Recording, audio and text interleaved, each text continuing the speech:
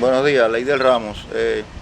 Quería darle una respuesta a alguien que me hizo un comentario en otro video, porque parece que hay un mal concepto cuando uno habla de economía y, y de cómo resolver un problema económico. Enseguida todo el mundo lo trata de asociar a la libertad, a falta de libertad, a que en la economía no se puede crear riqueza sin democracia, toda esa serie de cosas. Y para mí, una persona como yo, que trato de mantenerme al margen del gobierno, porque yo pienso, en mi opinión, como he dicho otras veces, que el gobierno es un mal necesario, que lo necesitamos, que lo que pueda cambiar si un país, un gobierno sea bueno o malo, son las personas que gobiernan. Y si usted no va a hacer nada por cambiarlo, no puede hacer nada por cambiarlo, la vida continúa. Porque desgraciadamente tenemos ejemplos de sobra que la democracia no funciona en todos lados como debería funcionar, y la única forma de tumbar una dictadura o de cambiar un gobierno que no sea democrático es por las armas, y eso no todo el mundo está dispuesto a hacerlo. Entonces, si yo no estoy dispuesto a alzarme en armas para cambiar un gobierno, y cuando me alcen armas y lo cambie, no voy a estar dispuesto a soltar el poder, yo pienso que la vida continúa, porque la vida del ser humano es limitada y tú no puedes esperar más de 100 años, 200 años a que alguien venga a cambiar tu gobierno para resolver tus necesidades básicas. Necesidades básicas. Eso es lo que yo trato de resolver, porque independientemente del país donde usted vive, el gobierno donde usted viva, el ser humano tiene necesidades básicas que solamente se van a resolver a través de economía, trabajo. Entonces, para demostrar esta teoría, por ejemplo, yo soy de las personas que piensan que el capitalismo es el mejor sistema económico que existe. Automáticamente no se puede decir que el capitalismo esté relacionado con la libertad ni con la independencia. ¿Por qué? Porque lo que nosotros conocemos como capitalismo, o la economía política, fue algo que de cierta manera el padre lo diseñó, el, el señor Adam Smith, en el año que vivió de 1723 a 1790. Su libro La riqueza de las naciones, donde él explica bien detallado, bien preciso, con ejemplos reales de su época,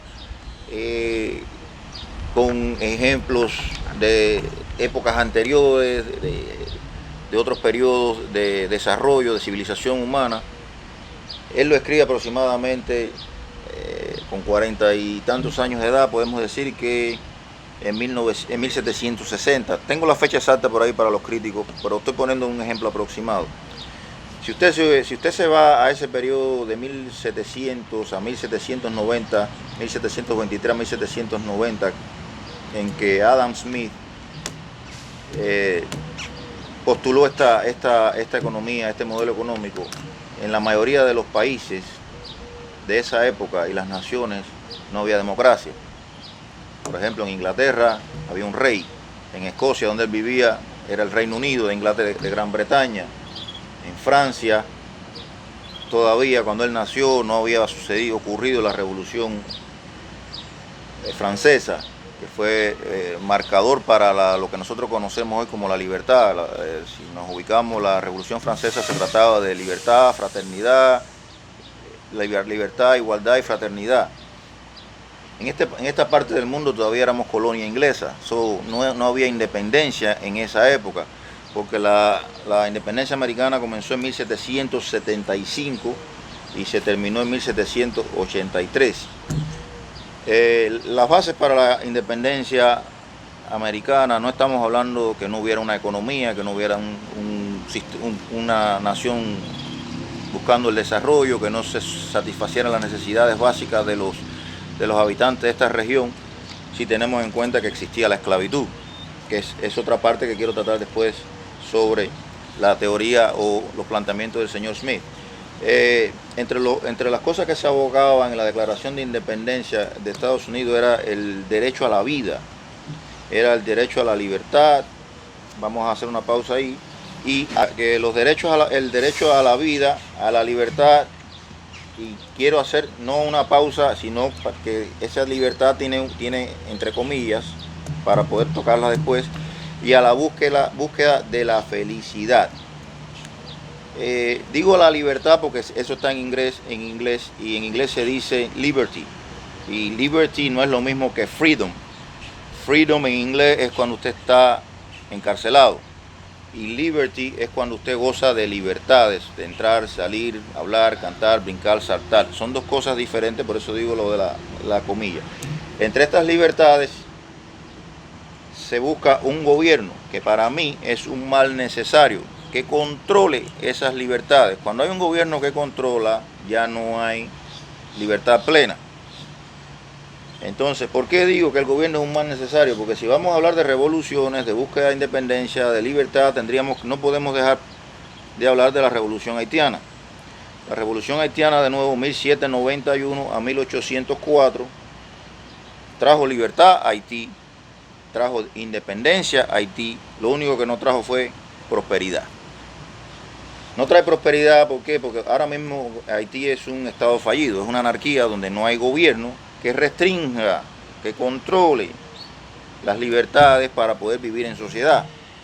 Y por eso desde 1804, que logró su independencia de Francia, hasta la época, en Haití nunca ha habido estabilidad, en Haití nunca ha habido prosperidad, en Haití nunca ha habido ninguna calidad de vida.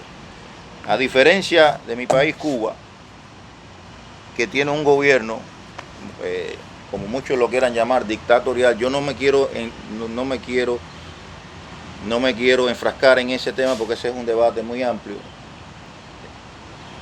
Independientemente del tipo de gobierno que tenga o no, usted tiene derecho a satisfacer sus necesidades básicas. Ahora, hay dos formas de hacer eso. Una, que es la que yo llamo ser dependiente, depender de alguien para que me garantice mis necesidades básicas. ¿A qué usted llama necesidades básicas? Por ejemplo, los seres humanos necesitamos para vivir oxígeno para respirar. Eso no depende de ningún gobierno. Necesitamos agua. Eso es una necesidad básica para un ser humano. Necesitamos alimento. Y necesitamos un hogar, un shelter, un cobijo, una casa, podemos decir. Y de cierta manera necesitamos ropa, porque ya somos civilizados y no podemos andar desnudos. Ropa. Dentro de esas necesidades básicas, en este mundo que vivimos hoy día, debemos incluir también, señor, la generación de electricidad. No creo que, aunque vivimos la electricidad como forma de generarla, algo que se pudiera hablar de una revolución no industrial, pero que una ventaja económica se ha convertido en una necesidad para el desarrollo. No quiere decir que sin electricidad no se pueda vivir, pero la generación de electricidad es una constante electricidad para el desarrollo. El transporte es otra constante para el desarrollo, y el trabajo. Ya hoy día, para redondear, sin trabajo no puede haber desarrollo, sin electricidad no puede haber desarrollo, y sin transporte en un país no puede haber desarrollo. Dice el señor Adam Smith en su teoría del capitalismo que la riqueza de las naciones depende de las riquezas del producto que sea capaz de crear el país, el Estado, la nación, para satisfacer las necesidades de sus habitantes y que le quede para exportar. Ya cuando usted tiene sus necesidades satisfechas, la del trabajo que trabaja, usted tiene un sobrante de producción, usted puede vender ese sobrante de producción, exportarlo, y ya entonces eso se llama generar capital. No es lo mismo satisfacer las necesidades básicas que generar capital. Cuando yo hablo de mi país Cuba no produce nada. Mi país Cuba en estos momentos no puede ser un país próspero, no puede ser un país con riquezas, no puede ser un país que genere capital, ¿Por qué? Porque depende totalmente del Estado. El Estado es el dueño de los medios de producción, ¿verdad? Hasta cierta parte. Después de 1991, el Estado empezó a soltar paulatinamente, con la caída del campo socialista, la economía estatal. Empezó a dar la oportunidad a las personas de que pudieran tener sus pequeños negocios, el trabajo por cuenta propia. El Estado sigue subsidiando la mayoría de los servicios en Cuba, y yo pienso, en mi opinión, que lo hace daño a la población porque lo hace dependiente. Esto sirve para cualquier país que quiera adoptar el sistema socialista. Como dice Putin en una de sus conferencias, es imposible recuperar el socialismo a los niveles que lo tenía la Unión Soviética. ¿Por qué? Porque para garantizar todos esos servicios se necesita mucho capital, mucho trabajo, mucho esfuerzo, y entonces eso traería un estancamiento en la economía. Yo pienso que si vamos a ser independientes tenemos que empezar por la economía personal. Si usted vive en Cuba hoy mismo, ¿hay alguna ley que le prohíba a usted trabajar? Porque como decíamos aquí, el trabajo es parte del desarrollo. En los países desarrollados, y los que no, porque Cuba no es el único país que vive en la pobreza, y como ya les expliqué, la economía capitalista no es sinónimo de democracia. La gran diferencia es que el ciudadano promedio trabaja entre 14 a 16 horas diarias para satisfacer sus necesidades básicas. Me parece que Cuba no es ese ejemplo. ¿Por qué? Porque el cubano está acostumbrado a que el Estado le dé subsidio, le subsidia la electricidad, le subsidia el alimento, le subsidia la educación, le subsidia el transporte, le subsidia todo. Entonces se ha hecho, en mi opinión y con mucho respeto, se ha hecho demasiado dependiente al punto que se ha vuelto vago. Entonces una de las excusas que ponen la mayoría de las personas es que ¿cómo vamos a trabajar si el Estado lo controla todo? Entonces usted dice, si el Estado controla, por ejemplo, las importaciones y te permite importar artículos electrodomésticos que ya no son una necesidad básica, sino un lujo, porque un aire acondicionado no es una necesidad básica, un ventilador no es una necesidad básica, una cocina eléctrica no es una necesidad básica, una motorina eléctrica no es una necesidad básica, una lavadora, un refrigerador, aunque son necesidades, no son de las básicas. Y si el Estado te permite importar esos medios que no te sirven para trabajar, que es lo que te va a sacar, que es lo que te va a garantizar un desarrollo, te está de cierta manera limitando. Pero no podemos echarle la culpa al Estado, porque si te permite importar eso, ¿por qué no te puedes importar implementos agrícolas? ¿Por qué no puedes importar abonos, fertilizantes?